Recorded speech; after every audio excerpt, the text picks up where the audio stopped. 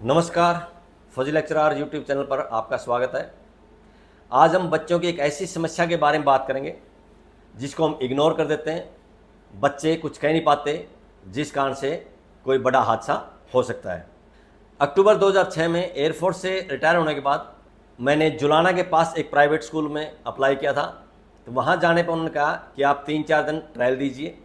मैं ट्रायल देने के लिए जब वहाँ गया, बच्चे पढ़ाने लगा। 2 दिन के बाद तीसरे दिन सुबह प्रार्थना के समय जो स्कूल का मालिक था, उसके कोई रिलेशन में एक बुजुर्ग था, उसने एक बच्चे से उठा के पूछा, 9वीं क्लास के बच्चे से, कि आप फीस क्यों नहीं लाए।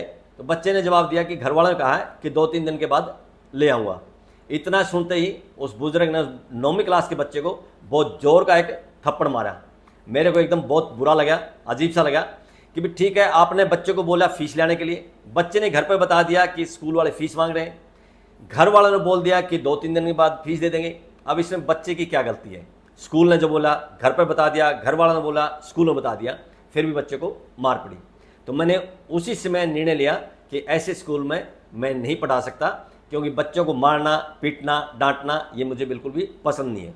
बच्चे जो है देश का भविष्य है, बच्चों को समझना है, बच्चों की साइकोलॉजी को समझना है और समझ के बच्चे को अच्छाई और बुराई का एहसास कराना है कि ये काम करने से ऐसे होगा और ये काम करने से ऐसे गलत हो जाएगा। जब बच्चे को समझ में आएगी तो बच्चा अपने आप सही रास्ते पर चलता जाएगा। अगर हम बच्चे को मारेंगे, डांटेंगे, तो बच्चा जो सच्चाई छुपाने लगेगा और गलत रास्ते पर चल जाएगा।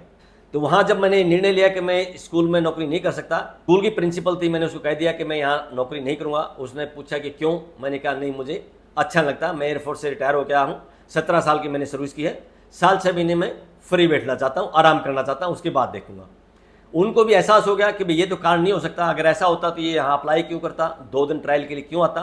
उसने कहा कि आप बैठ जाइए, स्कूल के जो मालिक है वो आ जाएंगे, उनसे बात करके फिर आप जाना। मैंने कहा जब मैंने नौकरी करनी ही नहीं तो बैठ के करना क्या है? बोली नहीं, उनसे मिल के जाना, क्योंकि वो चाहते थे कि मैं वहाँ उस स्कूल में जॉब करूँ। वहाँ 2 घंटे तक बैठा रहा। 2 घंटे के बाद भी जब नहीं आया स्कूल का मालिक, तो मैंने कहा मैं जाना चाहता हूँ। उन्होंने कहा ठीक है, चले जाइए। तो जाने से पहले मैंने +2 के बच्चों से पूछा था, जिसको मेरे को इकोनॉमिक्स पढ़ाने की दी थी। मैंने पूछा भाई यहाँ कितने दिन से टीचर नहीं है? उन्होंने कहा कि 1 महीने से यहाँ इकोनॉमिक्स का लेक्चरर नहीं है या इकोनॉमिक्स का टीचर नहीं है। मैंने पूछा क्यों?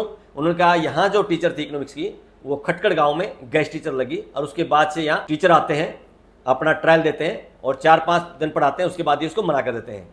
इस तरह से फ्री में पढ़वा रहे हैं और भेज रहे हैं। मैंने कहा फिर आप अपने घर वालों को बुला के लाते, स्कूल वालों से बात करते। वे परमानेंट टीचर जब तक नहीं आएगा आपकी पढ़ाई सुचारू रूप से नहीं चलेगी, क्योंकि हर टीचर का पढ़ाने का जो तरीका होता है वो अलग होता है। मैंने कहा इतने जो ट्रायल हुए उसमें कोई तो टीचर आया हो जो आपको अच्छा लगे हुआ। उन्होंने कहा कि आपसे पहले एक टीचर आए थे, वो जींद से आए थे, और वो जो इकोनॉमिक्स पढ़ा रहे थे उनका पढ़ाने का हमें तरीका ज़्यादा पसंद था।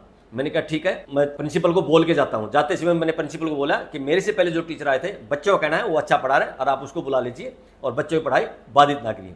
जब वो वहाँ से आ गया, बाद में पता चला कि उस टीचर को बुला लिया गया और वहाँ अपॉइंट कर दिया गया।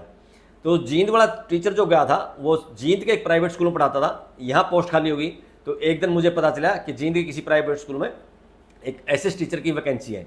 वहाँ मैं जब अप्लाई करने के लिए गया तो उन्होंने मेरे को +2 की इकोनॉमिक्स की किताब दिखाई, कहा कि क्या ये पढ़ा सकते हो? मैंने कहा हाँ पढ़ा सकता हूँ, कोई दिक्कत नहीं। बोले ठीक है, कल से आप ट्रायल पर आ जाओ। पेमेंट के बारे में मैंने कोई बात नहीं की। स्कूल का जो मालिक था उसने कहा कि पेमेंट हम आपको सिर्फ 2200 रुपये ही दे पाएंगे। मैंने कहा सर पेमेंट बाद की चीज़ है, पहले आप मेरा काम देखिए, मेरा काम देखने के बाद आप खुद मेरी पेमेंट बढ़ाओगे, मैं आपसे पेमेंट बढ़ाने के लिए नहीं कहूँगा।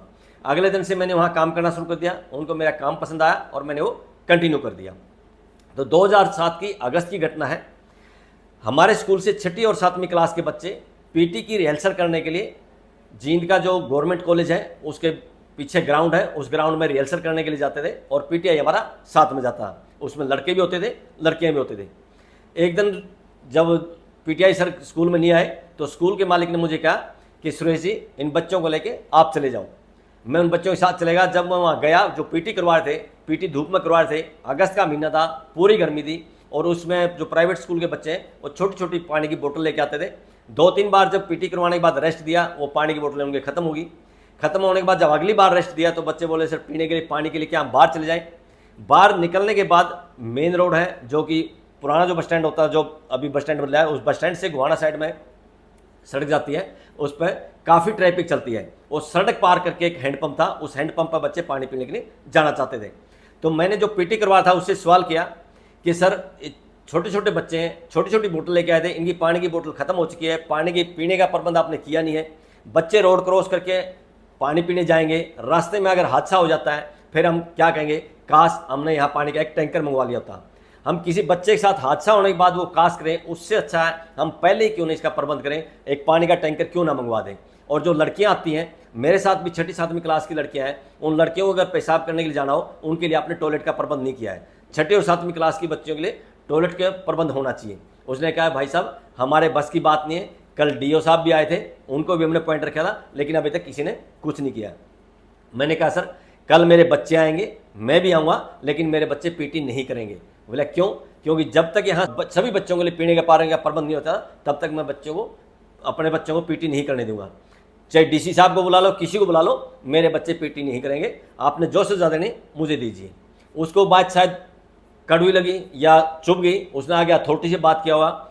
अगले दिन जब बच्चे गए तो बच्चों ने वापस आने के बाद मुझे बताया कि सर थैंक यू। मैंने कहा किस बात का?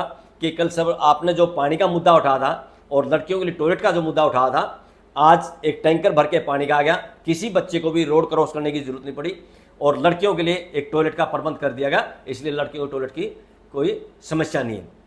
मैंने कहा बड़ी अच्छी बात है, आवाज़ उठाते रहना चाहिए। इस वीडियो के माध्यम से हम आपको ये संदेश देंगे, जब भी कोई समस्या हो आपने आवाज़ उठानी चाहिए, जहाँ लिखने की जरूरत पड़े वहाँ लिखना चाहिए, समस्या का समाधान हो या ना हो अपने आवाज़ उठाते जाना है। और सबसे मेन बात जो है, बच्चों की साइकोलॉजी को समझना है, बच्चों को समझना है। कई बार बच्चे अपने मन की बात कह नहीं पाते, आपको ही समझना है। खासकर टीचर्स और पेरेंट्स से मैं निवेदन करूंगा, बच्चों को डांटना नहीं है, बच्चों को मारना नहीं है, बच्चों को समझना है, समझाना है, कभी कभी थोड़ा फ्री भी छोड़ना है। और इस तरह से इस वीडियो को आज ख़त्म करते हैं। आज के लिए बस इतना ही।